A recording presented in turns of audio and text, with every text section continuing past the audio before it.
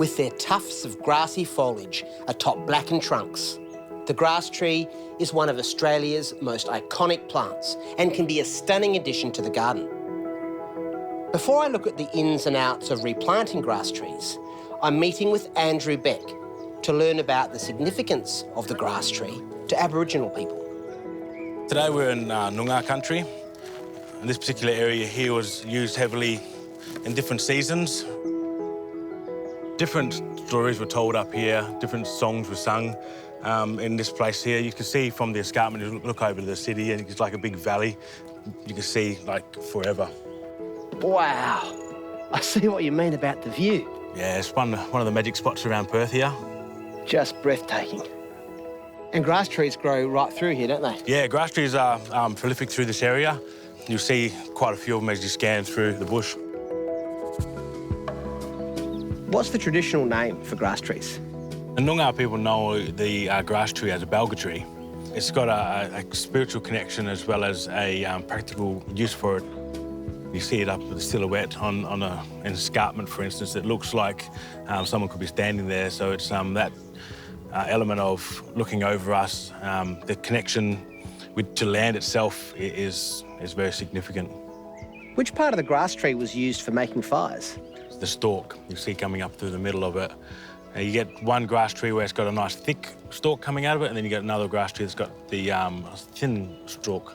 And the base of it is obviously the thick one, and then the thin one's for the drill, and you use friction to actually make the fire. Okay, so it's like rubbing it? Yeah. You end up with a lot of blisters on it, but you drill down, and eventually that ember will go onto some kindle, and then it'll start up from there. So what's the resin used for?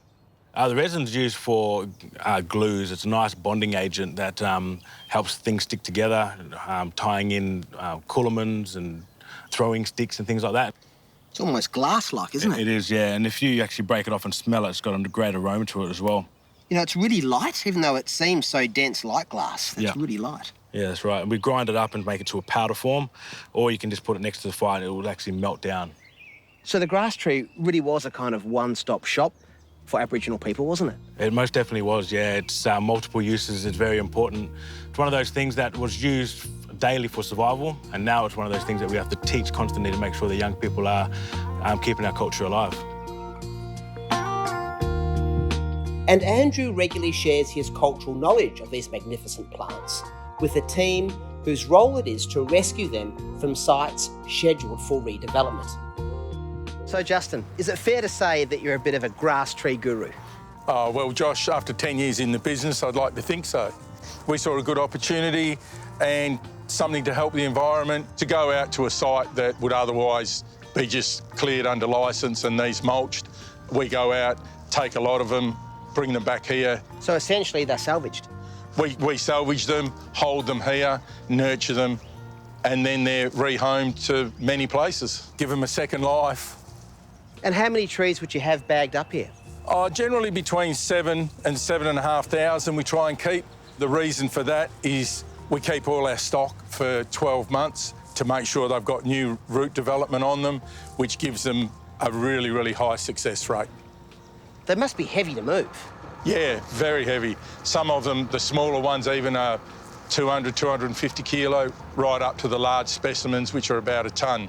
But we can get those into a home garden or on top of a high-rise building, anywhere.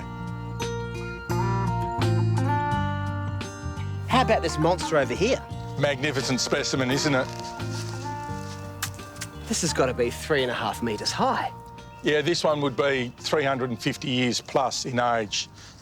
The trees grow at about 1 centimetre per year. So would one like this be in high demand? These, obviously, in your suburban yard, probably a little large, but a great focal point in a big landscape, or, you know, just by itself out with a light under it, they look great. And what do you find is the most popular size for the average gardener? Well, we call it a flat white with one, and it is a metre high double. Everyone comes in and that's what they like. To get some tips on successful grass tree care, I'm meeting with Justin's son, Tom, an expert on keeping these unique plants healthy and looking their best. How much water do grass trees need? Some people say you need to flood them, after transplanting? Flooding the grass trees is actually a very common misconception and really the only way to have a bad result with the grass trees. Generally, they require about 30 to 60 litres depending on the size of the tree and also the soil conditions. That's per week for the first 2 summer seasons, and then after that, they're quite self-sufficient from there on. They don't really need a lot of nutrients. Where we dig the trees up from, we use the soil generally from that area, so they've got the same microbiology and enzymes in the soil. We do recommend a native compatible fertiliser every about 6 to 12 months. The only real pest or disease they get is scale. It's kind of a white, fluffy insect that appears on the inner crown of the tree, which is quite easily treated with white oil.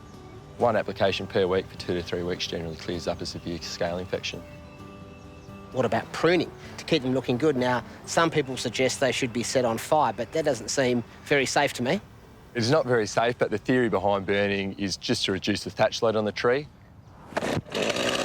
We achieve that by mechanical means where we trim the tree up just to reduce that thatch load and sharpen the appearance of the tree. Tom is demonstrating their mechanical pruning techniques for giving the grass tree a tidy up. For safety, consider using a hedge trimmer rather than a chainsaw.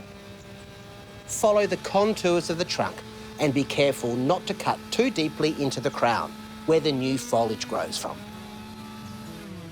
If you're looking for a stunning addition to your garden or landscape project, then the grass tree could be just the thing.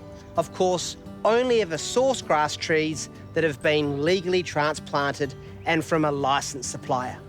Thanks to the passion of Justin and his family, these ancient grass trees that would have otherwise been lost are being protected and preserved for gardeners to enjoy.